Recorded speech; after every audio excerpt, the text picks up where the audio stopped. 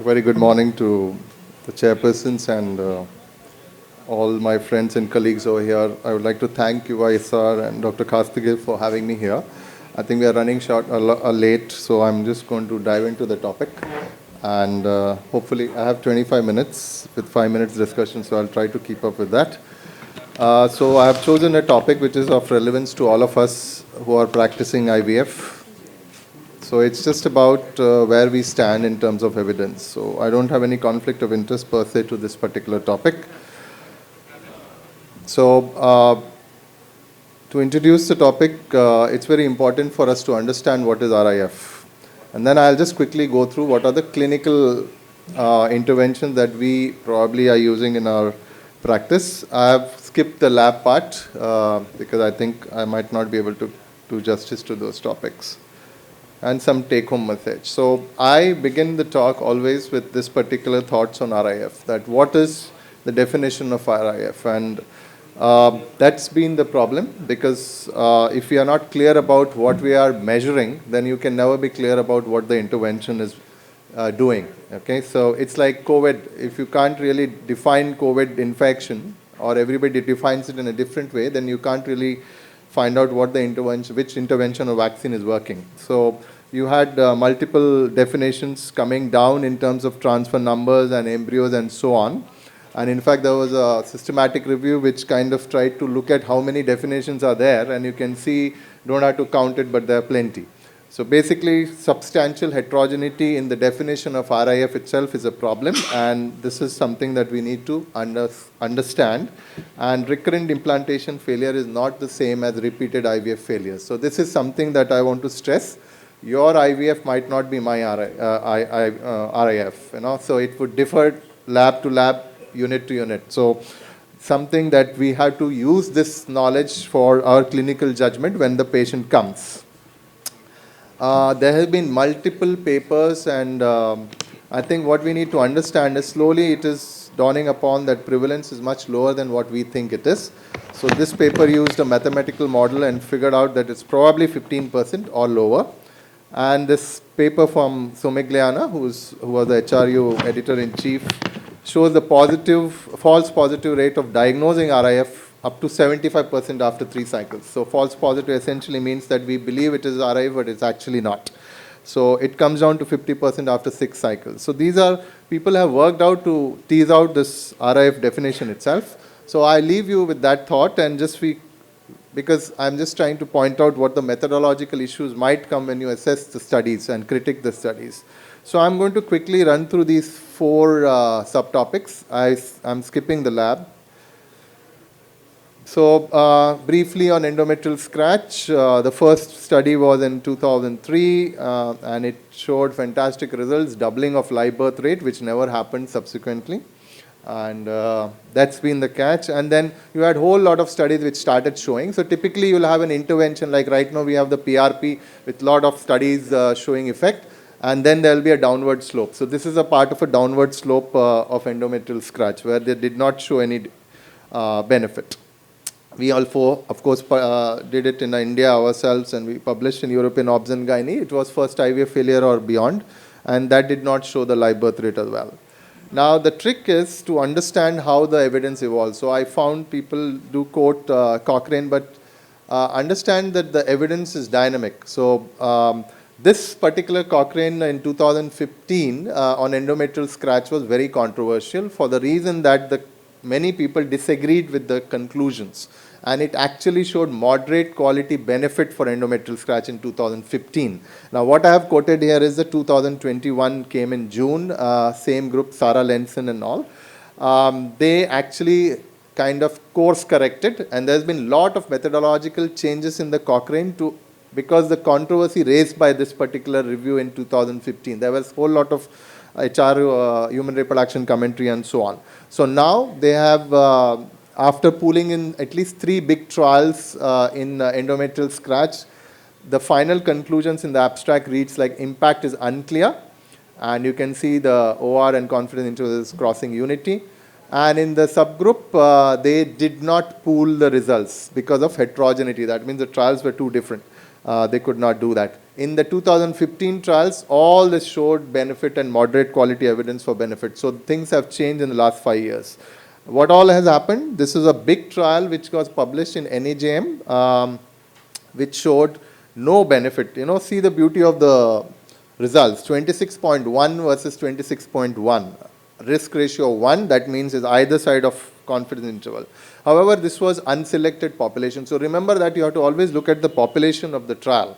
And this had all the patients, be it the treatment-naive patients, be it the first failure or RIF. However, the numbers in RIF are lower, so there can be some type B error that we call it. So I will not pay too much of this thing importance to this subgroup, but however, for completion's sake, there is no difference after endometrial scratch in this particular subgroup also.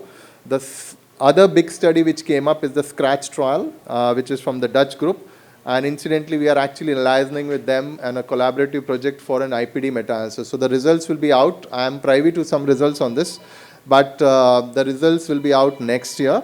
It's under peer review consideration. So that also, again, included only one IVF failure. So their live birth rate was 23.7 versus 19.1, and the confidence interval just went on the other side of unity, that is 0.96. So it still is not significant, but if you look at it, absolute difference is around 5% in favor of endometrial scratch.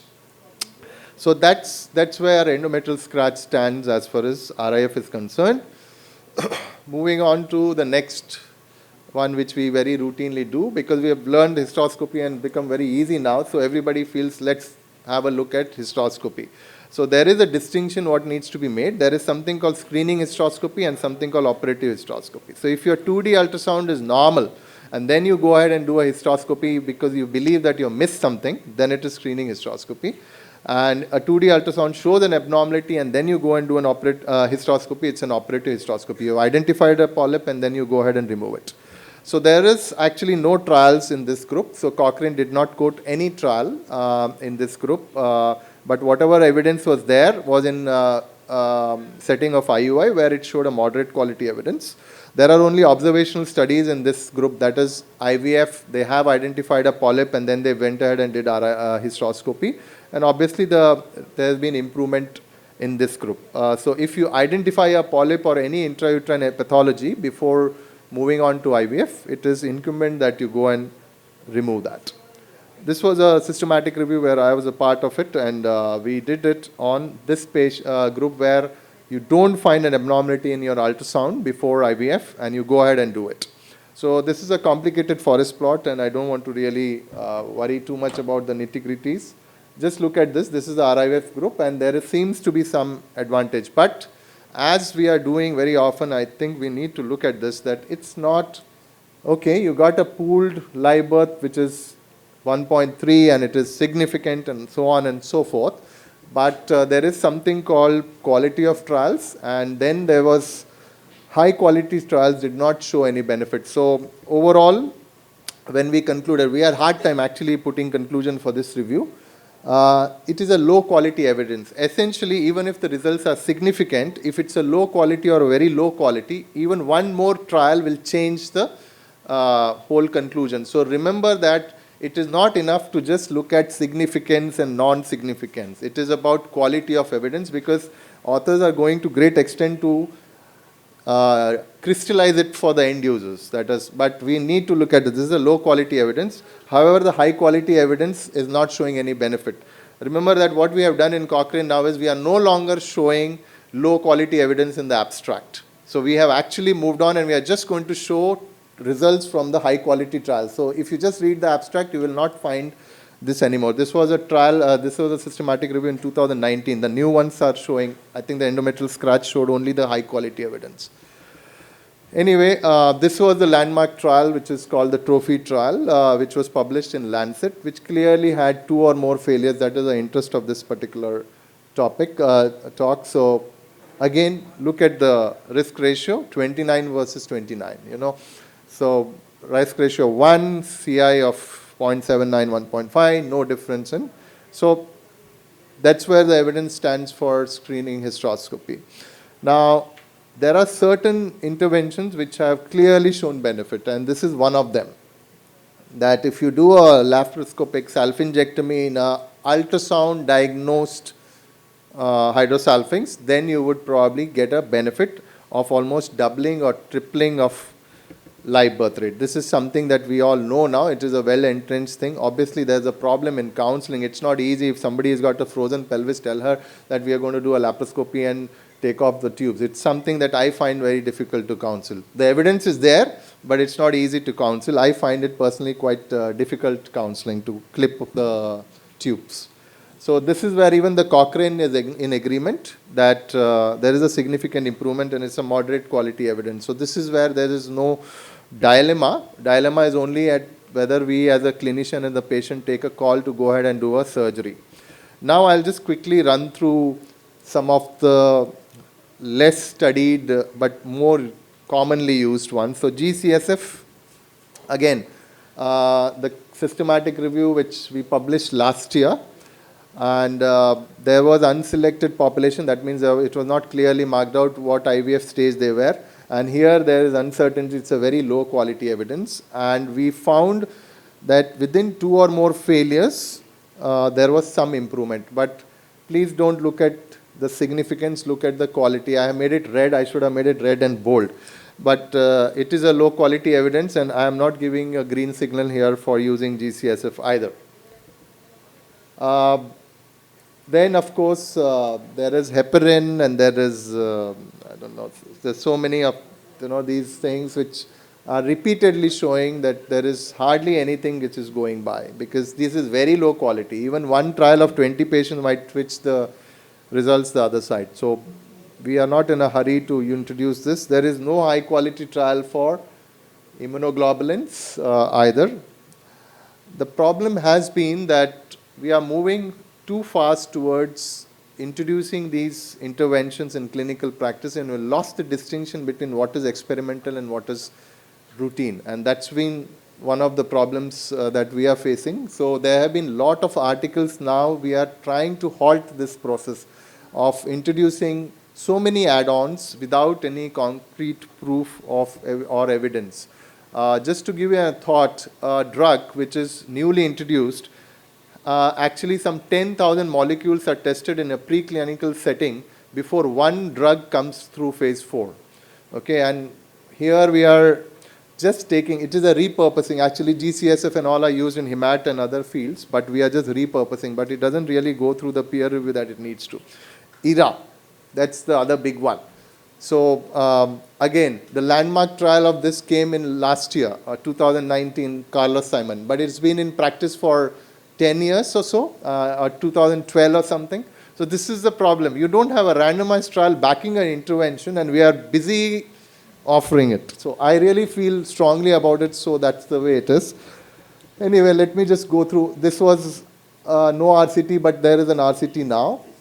So there was one paper from Nicholas, I think, and then this was the RCT which everybody was waiting for. And they had 3 groups, ERA, then frozen, and all fresh.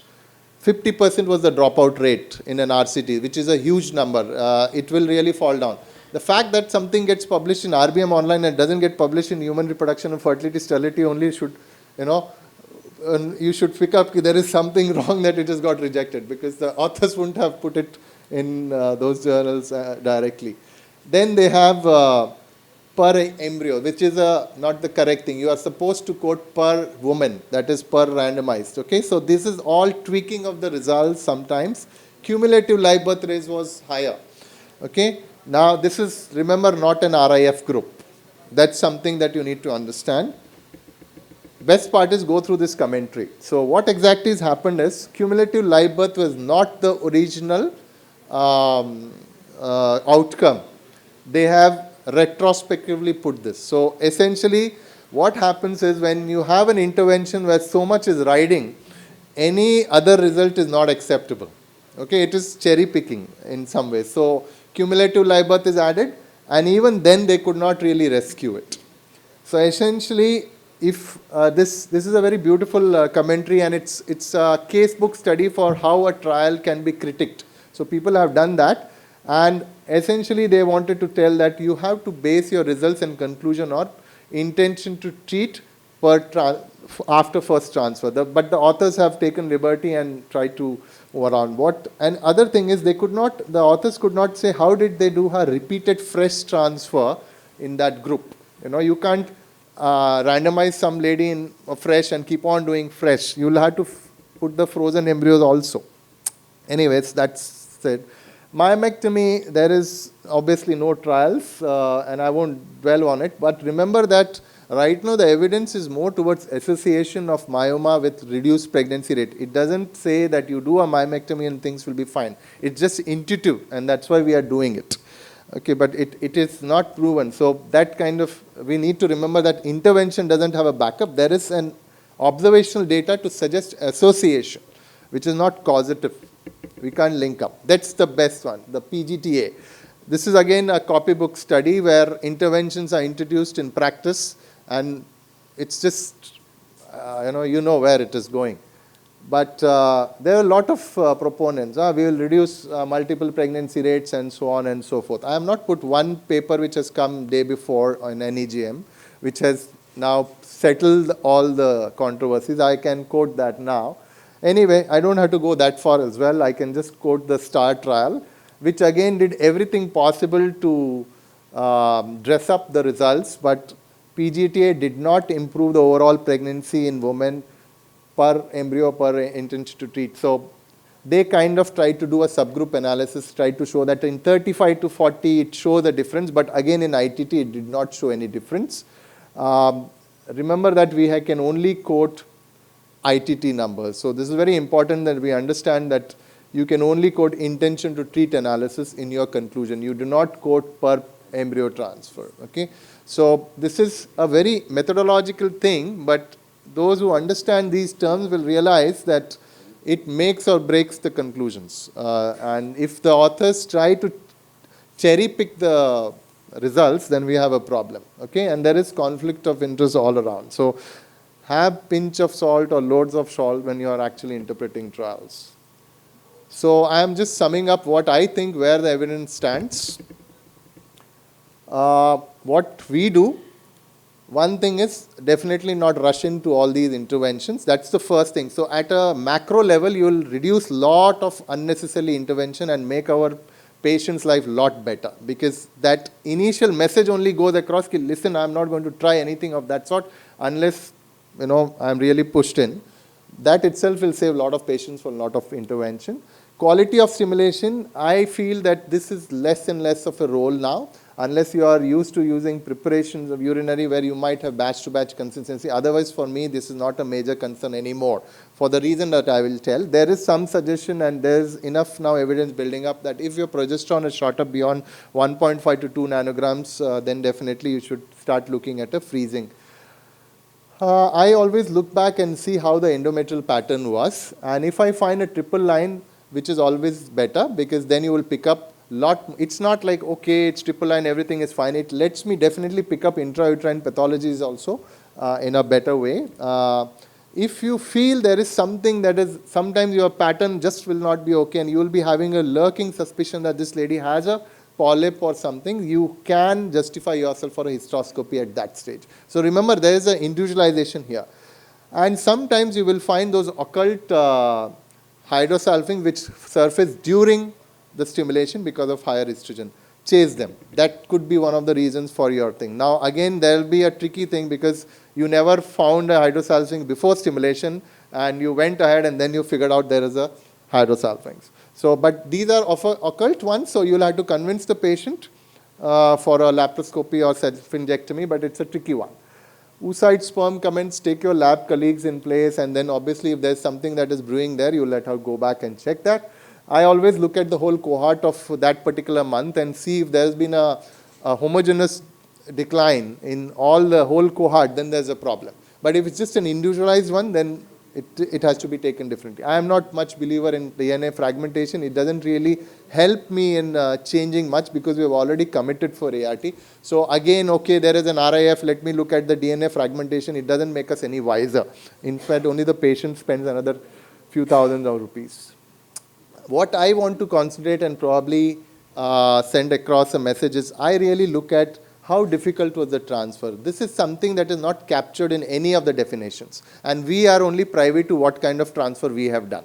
Okay, so in ultrasound guided ones, yes, it is easy in 80-90%, but in 5 to 10% you are never confident, and you do, even with a mock transfer done, you might land up in a problem. But this is, I review again and again my ET notes, and if I find that it hasn't been a smooth transfer at this level, then I kind of look at ways and means to negotiate the cervix before the next transfer. So that I don't say hysteroscopy, even a simple cervical dilatation should do, but if you have a suspicion of a pathology, you can combine both.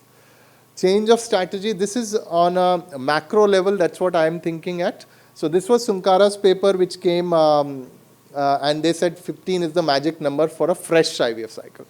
But yes, but the more important paper came after this, which was from Dracopoulos, which essentially said that the higher the oocyte yield, the higher the live birth rate. It is cumulative live birth rate. Okay? So this is set the standards. Now, if you take this as a philosophy, if the higher the oocyte yield, you will get your pregnancy sooner or later. It will only increase the number of embryo transfers. So this is what I have switched to philosophically, that I am on a slightly higher aggressive stimulation. If I was doing at 100 or 150, now I am at 150 to 200. That's the shift that has happened for me and the ground level, which is from the DRAC. So essentially, Dracopoulos paper shows that the live birth rate, this is cumulative live birth rate, will go on increasing because the proportion of euploid will remain same. So if you have 10 oocytes, you will have 5 blastocysts. If you have 20, you will have more, things like that. So that is where. The only problem is loss of efficiency. You might have so many embryos and patient will conceive in the first transfer and you are left with so many embryos. We don't have donor programs, so we can't really, and we can't anyway donate these embryos. So you are stuck up with a bank full, and that's not something that you would like to. So take-home message is very simple. There are very few interventions which are actually showing benefit, and that's what I have kind of captured. Minimize, just make your patient life easier. That's the thought that I would like to share. I really don't like to, keep on, because I just am in desperate situation. Your desperation will transfer into the counseling. We will sound that one. So I really look at, I think it is a lot more easier to counsel patients after taking off the add-ons. If there's a failure, you can still face them. Imagine you do a PGT and then there's a failure. It's not going to be any easier. So counseling, and I think transparency and honesty really saves the day for us. And I feel most of our patients who have persevered will eventually be there. It's just a thought, and we have written an article in which is now cited quite a bit in 35 or 38. This is what it is. We need to really decide, reproductive medicine, is it more of an art than science? Thank you.